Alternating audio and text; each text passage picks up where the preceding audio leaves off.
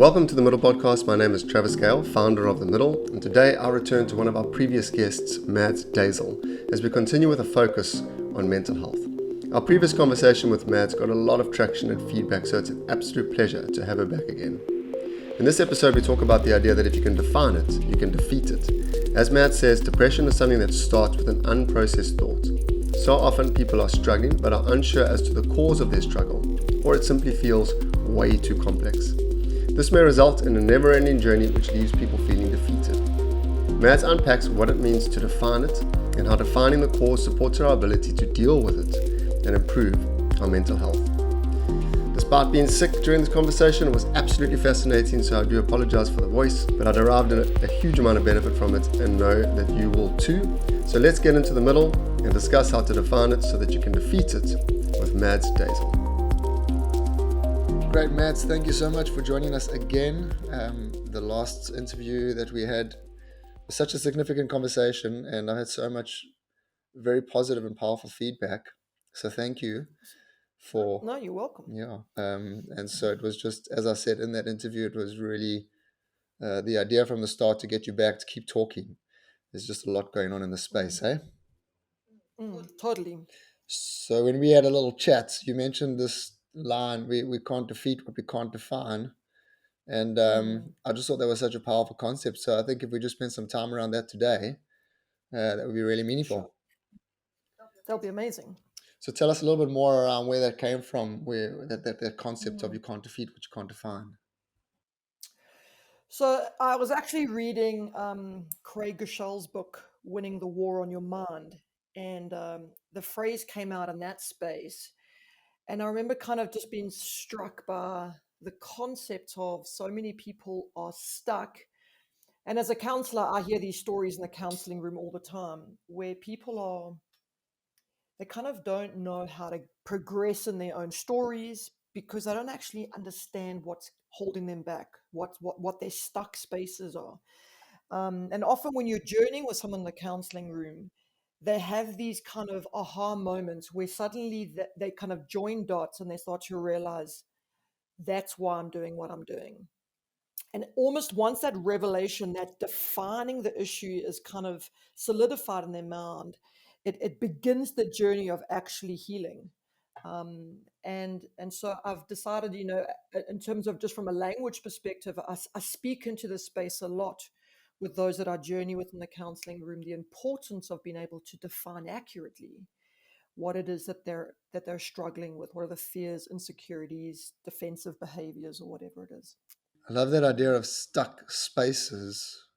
And so, before we go into talking about actually defining these things, but I think a lot of people resonate with that idea of I'm feeling stuck.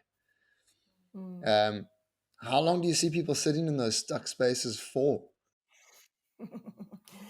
Sometimes years, so many of our mindsets, defense mechanisms that we end up depending on have started in childhood.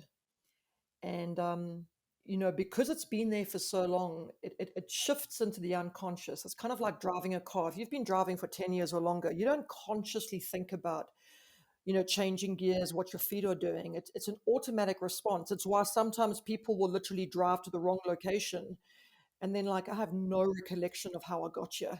It's like an automated space. And because it's in their unconscious, a lot of people do sit in these stuck spaces for years. They'll go in and out of relationships doing the same kind of rhythms and cycles and have no idea why the relationships never last.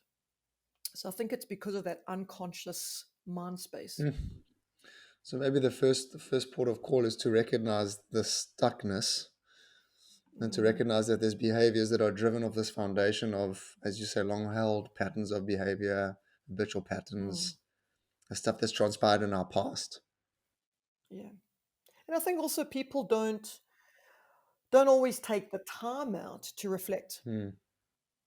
We kind of live for the moment. We just, like Groundhog Day, we just go through rhythms and routines, but to actually pause and go, why am I in this cycle? Why am I feeling the way I'm feeling? Why do I react the way I react? Why am I seeing like the cycles and similarities of a pattern of life that's not changing? Um, and I think if we could just give ourselves more time, that people are sometimes scared to go there. I was going to ask why people don't go there. I guess the question I was going to ask is, why do you think we put up with these cycles in our lives? But you've just mentioned Mm. that part of the reason is because we're afraid to go there.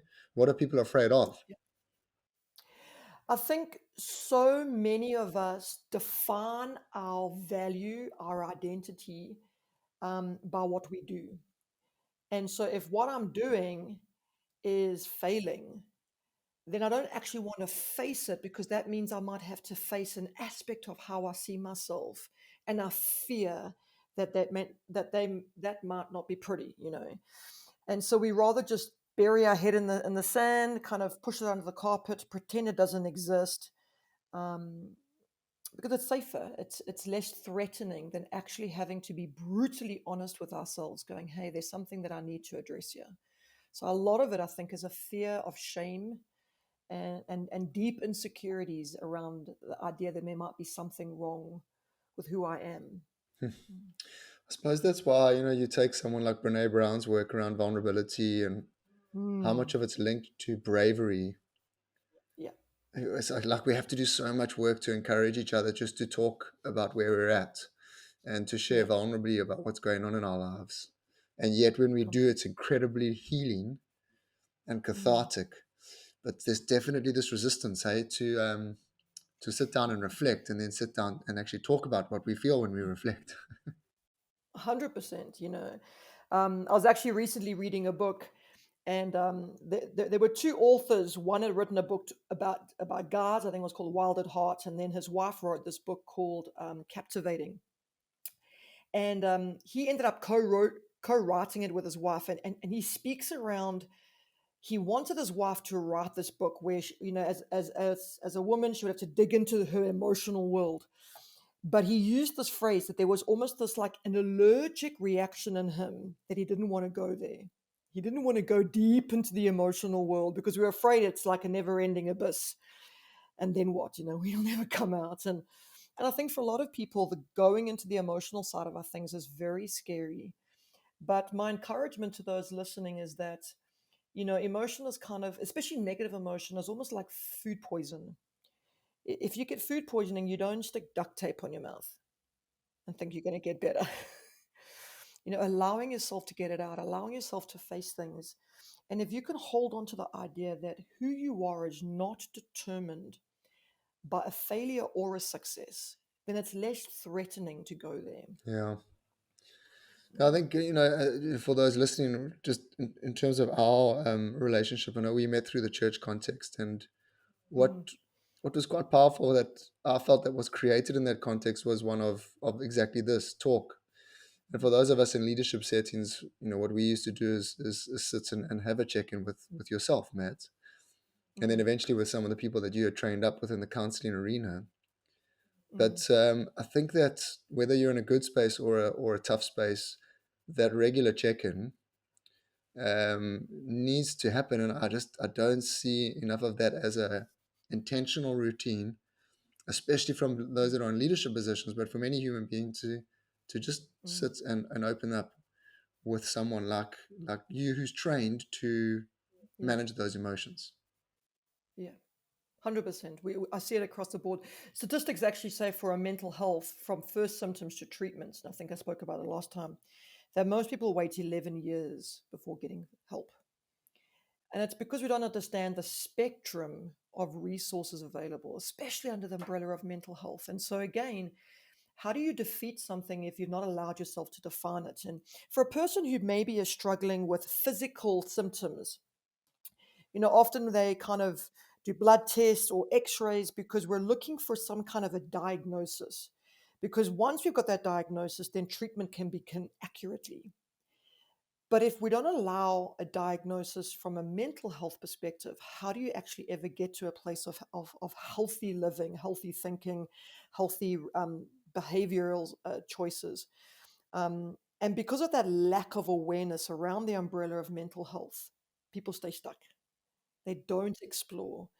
And yeah, that diagnosis term, I just think, is so freeing and powerful, But then there's also shame connotations. Like if I'm diagnosed with somebody who is depressed or has anxiety disorder, we look at a phrase like a disorder and there's something wrong with me. So we shy away from it. Versus I've seen marriages saved and I've seen, lives saved where people actually medicate their brains, which frees their mind to operate the way we were created to, like our intentional thinking. And we forget that the brain and the mind are two different things, and we kind of lump it together and go, well, if my brain is sick, then there's obviously something wrong with me. But we don't think about that when it comes to our pancreas and if we need insulin, but we do with our brains. So let's talk a bit more about this whole diagnosis thing, because I get that in the medical world, we'd Mm, go for blood tests, an X-ray, an MRI. mm, There's a whole lot of mm, mechanisms to be able to diagnose a physical symptom and its cause. In the mental health world, mm. how do we diagnose what the cause is? Yeah. Well, let's start looking first of all at what does it mean to have good mental health? And basically that's your ability to constantly be able to be productive in your world around you despite external pressures. If external pressures start to hinder your productivity, your ability to relate and cope in society, then those start to become the red flags. So I remember back a few years ago when I went through a bit of a burnout. Um, the things that I love to do were things like surfing or hanging with my friends, but then the energy I needed for even the things I loved weren't there anymore. So these are the types of red flags. You're going to bed tired, you're waking up tired. You're not getting a good enough sleep. The things that you love to do, you're no longer doing. It feels like your productivity, your inputs are still high, but what you're taking out of it is kind of slowly decreasing. And again, it's a sliding scale. So every depression starts with an unprocessed emotion. But because it's such a subtle slide downwards, we don't always kind of capture it. And I think from a business perspective, if you are in any kind of leadership profile, generally you're a high capacity person, very functional, and often task orientated. And there's such a thing as functional depression. And we're seeing a lot of people, because they're detached from their emotional worlds, they hit these walls and they literally wake up the next day going, I cannot get out of bed because their bodies start to say, I'm done. Yeah, and just to make a note of Dr. Wendy Cravenstein's interview following your Mm, last one on functional depression, for yeah, those that yeah, are keen to explore that topic some more, and we'll get her back on too.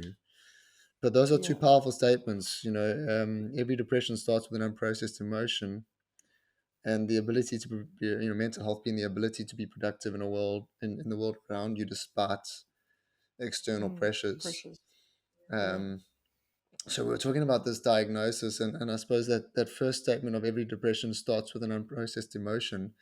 So Mm, diagnosis is really around, if I can just make an assumption, it's around processing one's emotion to define what is mm, actually causing those emotions, where those emotions come from. yeah. Would that be What's triggering it? what's triggering those Yeah. emotions? Yeah, 100%. And again, when you think about it, this can happen in every arena. So this can happen between you and your spouse, like what's triggering me in that space. What's the diagnosis in our marriage that when we can name it, like maybe it's we don't know how to deal with conflict, or maybe it's in the work environment where there's a performance space that triggers anxiety, which minimizes your output. So not being able to accurately name these spaces. I mean, I've been in work environments where it's a brainstorming idea, and the person leading the meeting tells you what the idea is that you need to brainstorm as the meeting starts. Now, some people can think really quickly on their feet, and other people have their best thoughts 24 hours later. And so they keep walking out of the meeting going, man, I don't contribute anything. Obviously, I'm not a valuable employee. And then they wake up at 3 o'clock the next morning with incredible ideas, but they haven't realized that they're a slow processor or whatever you want to call it. And so defining and understanding that can radically change even a work environment where you can say to your boss, hey, if you're doing a brainstorming, can you give me the topic 24 hours before the meeting? Because I'll come with way better ideas than if you pop it on me in the moment. Again, if you can't define that, how do you defeat or how do you bring change effectively to how you even, offer productive ideas in a creative meeting? Yeah. So it's about knowing self, knowing what triggers you and why. If I think about, Mm, just to share a personal example, I know that I often get quite triggered by, especially my children, when they moan, or when they are in what I would call a victim mindset. And then I mm, can see myself getting triggered by this with people around me. And so part of this has been around, well, why does that mhm. trigger me? And I think Yeah, if I've done the explorations correctly, it's because it links to an over sense of responsibility from my side, a very independent way of growing up. So what we end up doing is projecting the fact that that's right and victim mentality is wrong, mhm, where in actual fact, it's more about what does all of that tell us about ourselves. And in mm, so processing that, I've got to ask the question, how do I deal with that over sense of responsibility or independence that's creating yeah, these triggers and therefore negative emotions as well? yeah. Because the fruit of that would then be putting down healthy boundaries and allowing ourselves to say no instead of just saying yes because of those guilt strings being hooked. But if you don't understand that, you will just keep saying yes, keep rescuing to the point eventually where it becomes bitterness and resentment and burnout. Um, and again, there's a not to get spiritual here, but there is a scripture that talks about people perish because of a lack of knowledge. I mean, there was a time even in the world where people died giving birth to babies because the doctors would come out of the morgue straight into the delivery room without washing their hands. And then suddenly they realized, hey, wash your hands and the death rate goes down. Well, we learned that too 3 years ago in COVID, but you know, you perish because of a lack of knowledge. If you can't defeat something, if you can't define something, how do you defeat it? How do you live victorious without that knowledge? Yeah, and the knowledge you're talking about here is also, it's knowledge of self. It's Mm, I like that. We can in essence um, speed up this downward spiral if we don't sit down and find the knowledge. And I think a lot of people that I speak to seem to define the trigger as being the environment or the mm, other person. And I think whilst that can be true, some of the danger that I've seen in that is most people are then hopping to other environments or to other people in order to find the healing mm. that they're looking for, but that isn't necessarily what the problem is. 100%. The difference between what I call a victim and a victor is not circumstances, it's choice. We're all actually victims to something, but what I choose to do in terms of response to that is my choice. But if you've grown up in a space where there's been a loss of choice or a lack of choice, we often forget that I do have choice. And so again, it's that mindset of I'm just stuck, I'm powerless to do anything about my circumstances, versus going, okay, what don't I have control over, but what do I have control over? And how do I action plan into those spaces? So what I like about that is that, all right, if we have this thing of let's explore emotions, and whether or not we need someone to help us do that, we're trying Mm, to define what this thing is, what's causing the emotions, what's going on. And then when we do define it, then we are entering into the space of, okay, so we've got choices now. But I think what might still trip people up is the idea of healing off of that base is still such a long journey.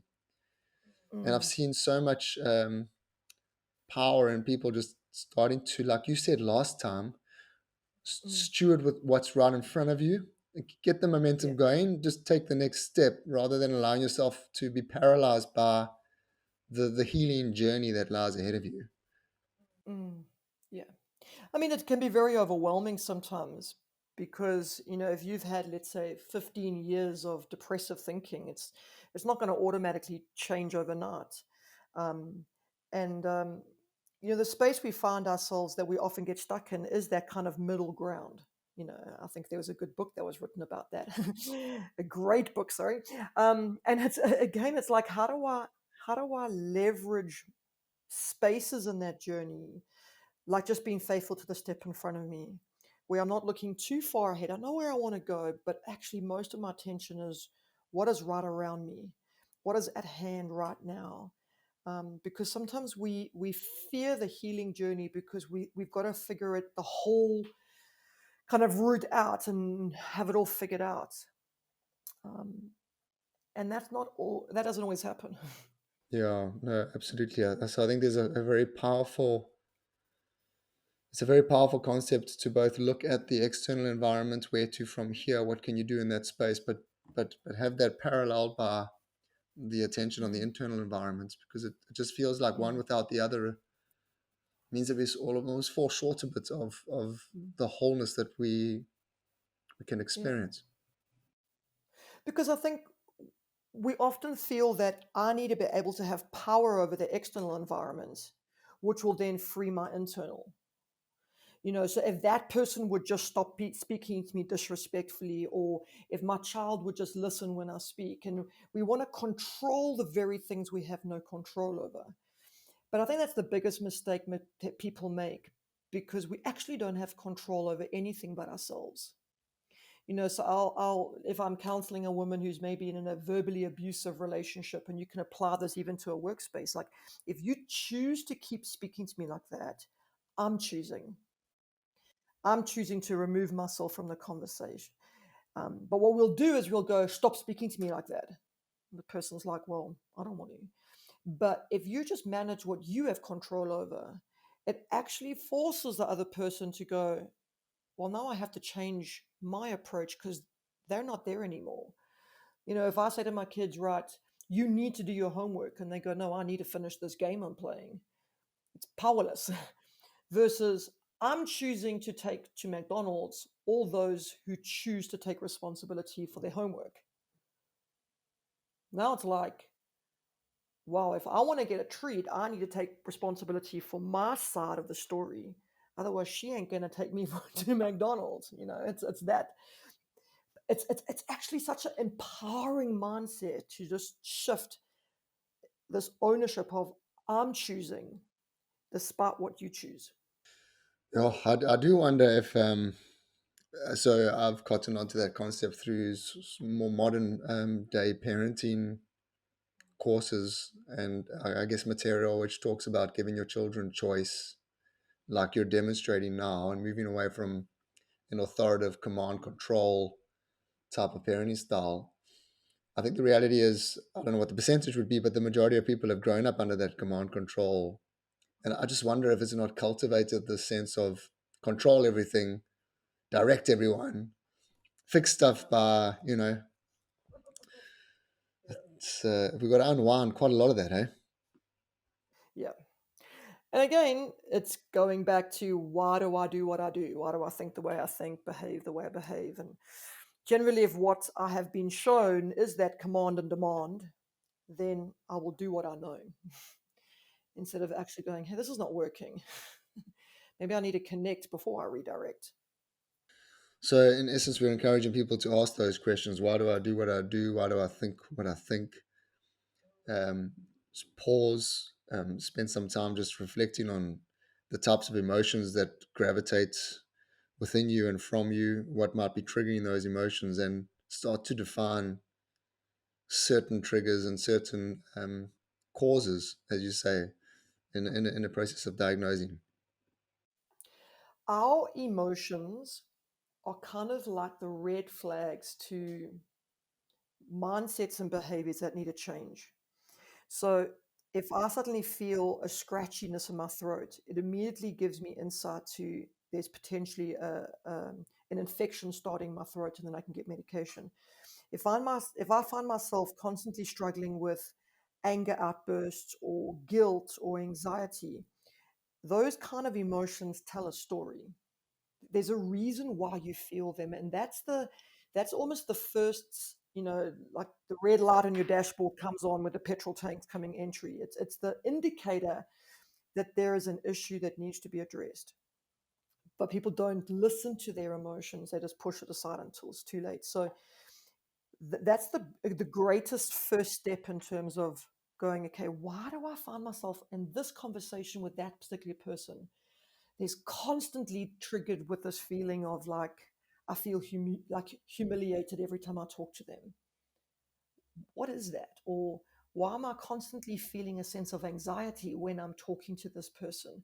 Am I giving them power over my authority and my value? Am I allowing them to dictate to me my value? If I'm going for like getting a job appraisal on work I've done, and I'm feeling incredibly anxious, is it because I'm allowing that person to define my worth through their judgment? It's the whole Simon Cowell analogy in America's Got Talent. We always want to impress the most critical judge in our world. And so if somebody has that level of authority over you, you're going to always be gripped with anxiety around them. But if you don't understand that, how do you ever overcome that? So we go back to having to acknowledge these spaces, define these spaces in order for us to change. Yeah, we talk about the difference between transactional conversations within the corporate context. So that's the conversations that we need to have to get the job done. But then transformational conversations are the communications that strengthen relationships. And it's things like what's putting you under pressure and how can I serve you more effectively, and matters Yeah, of deeper meaning that's in essence impact how we do what we do.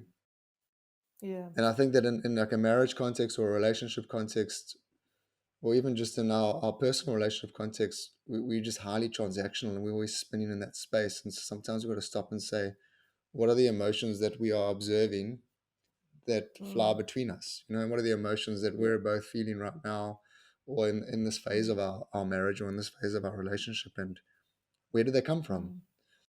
yeah. So in some of those countries, there are landmines that are underneath the sand in the deserts. And as you're walking along, suddenly you hear that kind of click, and then oh, I'm in trouble, and there's a massive explosion. Often when I do marriage workshops and even kind of speak into kind of corporate dynamics where we look at being able to define what I call the above the surface conversation, which is that transactional conversation, but then the below the surface triggers. you know you can be vision casting to a group of staff members, and individually there are members in that group that are having minor inner explosions going on for various reasons. They could be overwhelmed, they could be burnt out, they could be anxiety around performance. And so being able to even just identify what those landmines beneath the surface are. And the biggest mistake we make is that when one of these landmines go off, we try and fix the below the surface emotional detonation through the above the surface topic. So if I just talk about this harder or more aggressively, I can solve the emotion beneath the surface, instead of actually pressing pause in the conversation and going, what just got triggered in me? Is it a fear, insecurity, a wound, anxiety, unmet expectation? Again, once you can define it, the power of pressing pause when something gets triggered on the above the surface topic and saying, hey, I just want to press pause on that. I just got triggered right now. Can I process that first? Or saying to someone, hey, I can see you just got triggered. What happened inside of you emotionally? You can always come back to that conversation later once you've processed the beneath the surface stuff. And Mads, are there any very common triggers? I'm thinking like rejection, unmet expectations. Do we see some common triggers that tend to trigger people? I think the primary ones are fears, insecurities, um, unprocessed past trauma or wounds, guilt, and those unmet expectations. Um, those are your basic common ones. As human beings, we're actually all so similar. It just plays out in very different ways. But if I fear that I'm going to fail at something, that's a big one. If I fear there's something wrong with me, that's a huge one as well. And then if there's an injury, if your shoulder's prone to dislocation because you've got a history of dislocation, and somebody yanks you by the arm, there's going to be an immediate self-protection reaction there. If I don't understand the history of your wound, I'm gonna be like, dude, what's the matter with you? Why are you so, edgy when I came near you? But it's like, well, actually, there's a past injury there. There's a weakness there that I'm actually guarding. But if you can't define it, you can't defeat it. So yeah, I think to those that are listening that are in pain, this is just such a big encouragement from Madz to don't numb yourself to that pain, but sit in it. I know that's quite difficult, but explore it, and sometimes finding someone to help you do that, especially someone who's trained, is very helpful. But your mission is really the diagnosis and the definition, so that you can then enter into a phase of choice and strategy, and also, you know, find the tribe that's gonna get around you to help you as you move through the steps. Yeah. I love that find the tribe thing. I'm sure you know it, there's that tool called the cost benefit analysis chart, which is a self awareness tool. And it's got four quadrants: the open self, the closed self, the hidden self, and um, the undiscovered self. And the whole concept around it, the more you have people that you open up to about your hidden self, and the more you have people speaking into your life about your kind of invisible self, the more the open self grows. And that takes two things: the ability to receive constructive feedback, and the ability to be vulnerable. Those are two very often fear-inducing spaces, because we fear rejection, or we fear being judged, or that someone's going to use it against me in the competitive world of climbing corporate ladders or whatever it is. And but I think what ends up happening when you do the work is that eventually it gets to a congruent space where who I am on the inside matches who I am on the outside, and that's healthy. Yeah, it's powerful, man. I think that's some of the most liberating epiphanies or phases that I've been through of late, is really just been moving away from trying to fix my emotions through my career, through my relationships, through even my running and my Mm, sports, all these things that we can just pick up on, and actually just saying, well, no, it's within me, and I need to do that self exploration, and I need to define it, and I need to go there, and as you say, talk, open up. mm, And yeah, especially as a male, tend to be a little bit more guarded, but it's been incredibly liberating to be yeah, open and to deal with this. it's good. Very good. Thanks, Matt. Again, such a powerful conversation, just encouraging people to define it so that they can defeat it. So again, I think would like to call you back. We're not going to let you go. Anytime. I love this chat. We're not going to let you go. And apologies for my voice today. I definitely need to go and define the cause of the symptom so that I can defeat it. I hear that you were listening well. Congratulations. But yeah, I know that you're plugging out this weekend, so just a good example of taking that intentional time to rest and to bring energy back to your body and to your brain. So it may be a great weekend for you. Thank you. I appreciate that. And we'll speak to you soon. Thanks again for joining us.